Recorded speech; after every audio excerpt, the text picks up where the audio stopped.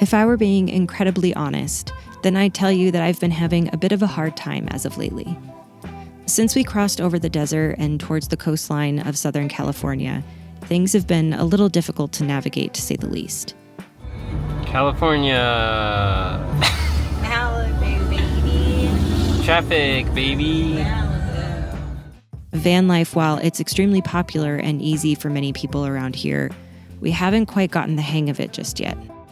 Juggling the dogs and our full-time jobs, of course, comes with its own set of difficulties when living in a van. And now we're navigating overcrowded cities, which primarily require stealth camping due to so many regulations. We'll get there eventually.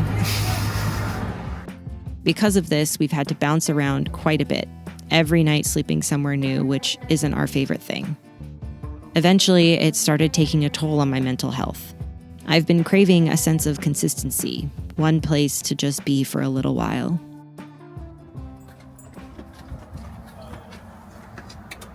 Getting another oil change, and we're gonna just pray that it's just an oil change today. Oh yeah.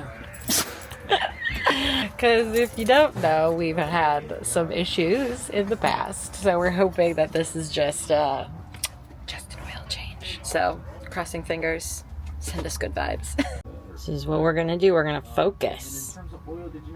Good. We're quiet. We're quiet. Yes. This is what we have to do when we get an oil change. Because you like to bark at everything, don't you? Yes. Good.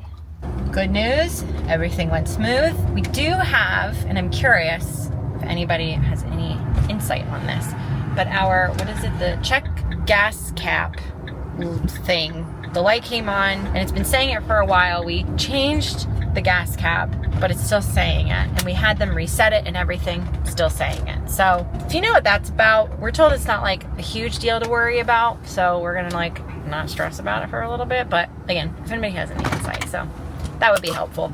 But we're kind of just taking today to do just like a nice reset. We're gonna get gas, our water's great, we got an oil change, we got a shower in at Planet Fitness, we got to get some groceries. We have a new 5-gallon gray water tank because ours was starting to grow some mold and mildew and nastiness, so we got to replace that. Yeah, just doing a few things to kind of just reset because we have this upcoming week off, and I'm just so grateful.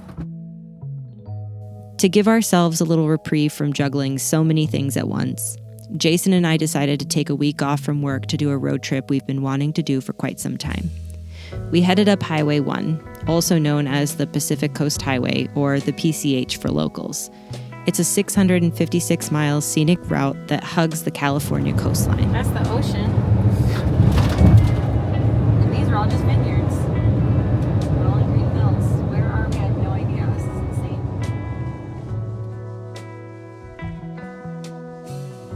So we got to the Harvest House that we're staying at, and I wanted to show you the view before the sun goes away and before the storm comes, because it's going to be raining here. Oh my gosh, this is insane.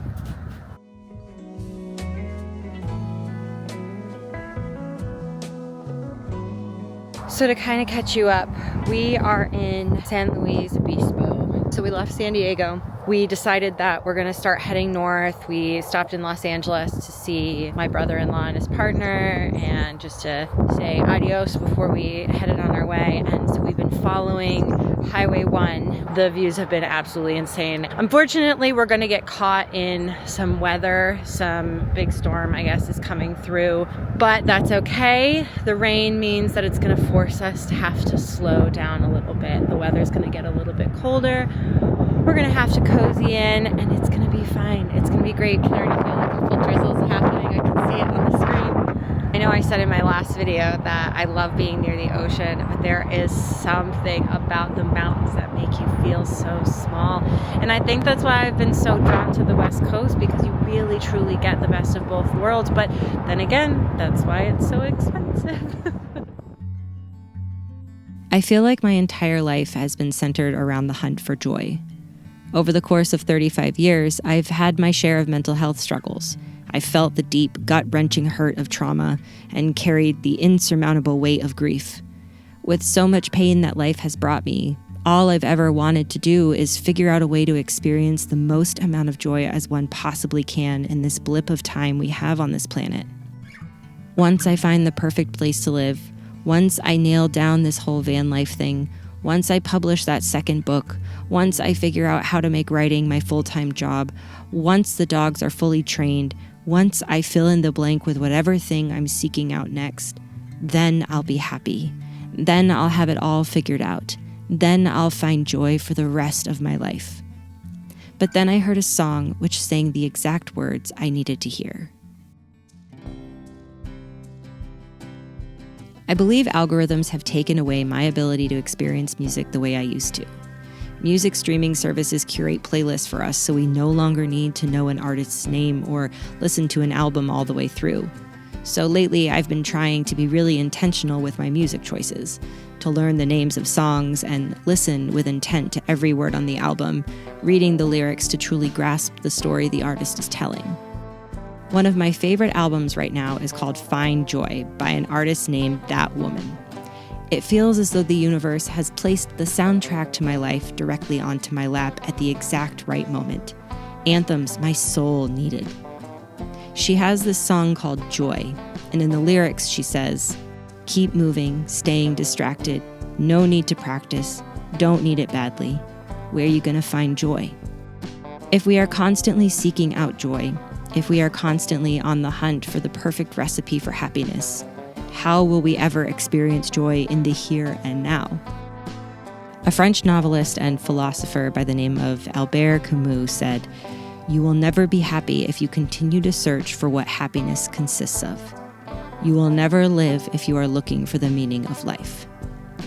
In the last few weeks, I haven't given myself time to write, something that's incredibly important to me. It helps me process my feelings and navigate the thoughts of my ever-racing brain. And while my intent for this journey north along the PCH was to make it far enough north so we could start looking at land, I'm realizing what I need now more than anything else, regardless of where I am in the world, is to just be here, to be present, to not focus so much on the future or on perfection. What I need is to give myself the space to write so I can let my anxious brain slow down long enough to see all of the joy that is right in front of me, right here, right now, including the joy I get to experience with all of you watching this right now. As That Woman says in another one of her songs, let go of the future, let go of yourself, and realize that everything you need is right here. Everything you and I need, my friend, is right here. And with that, I'll see you all next week.